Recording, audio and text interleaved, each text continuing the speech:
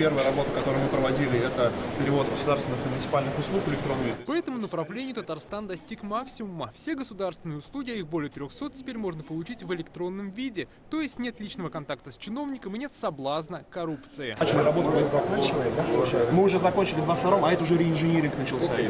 То есть это мы уже сокращаем сроки, процедуры излишние. По данным социологов, число татарстанцев, которые столкнулись с коррупцией, ежегодно сокращается. Однако, как сегодня отметили эксперты, эта цифра по-прежнему находится в районе 10%. Ежегодно в Татарстане выявляют около 1000 коррупционных преступлений. Ущерб достиг 3 миллиардов рублей. Более 200 уголовных дел передали в суды, 600 чиновников привлекли к ответственности. Борьба с коррупцией также должна постоянно совершенствоваться, требует максимального соответствия современным тенденциям и использования новейшей технологий, что позволит вывести эту работу на новый, более совершенный уровень. Самыми коррумпированными по-прежнему остаются сферы здравоохранения, образования и ЖКХ. Нечистые на руку лица порой не гнушаются идти на самые явные нарушения.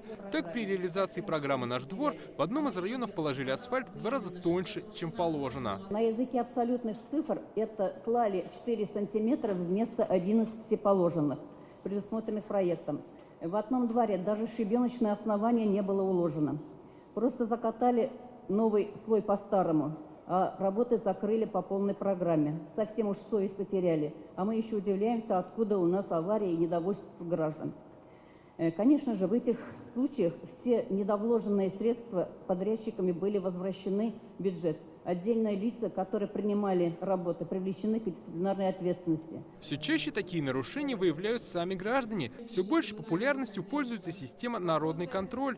В минувшем году туда поступило около 80 тысяч обращений. 3/4 решены. Причем и здесь выявлены случаи, когда чиновники пытались уйти от решения проблемы. К сожалению, такие есть вопросы, когда мы видим, что просто обыкновенный подлог, когда ответ сфотографирована, например, дорога с другого ракурса, который показывает якобы решение вопроса. Мы сообщаем в исполнительный комитет муниципального образования или министерство, но прощается с такими людьми. У нас примеров достаточно. Активность граждан говорит о формировании гражданского общества и его непримиримой позиции по отношению к коррупции. В последние годы действительно совершенно очевидно у нас формируются достаточно серьезные площадки именно гражданского сообщества, на которых обсуждаются, анализируются вопросы противодействия коррупции. Еще один действенный инструмент – гласность. И здесь велика роль СМИ.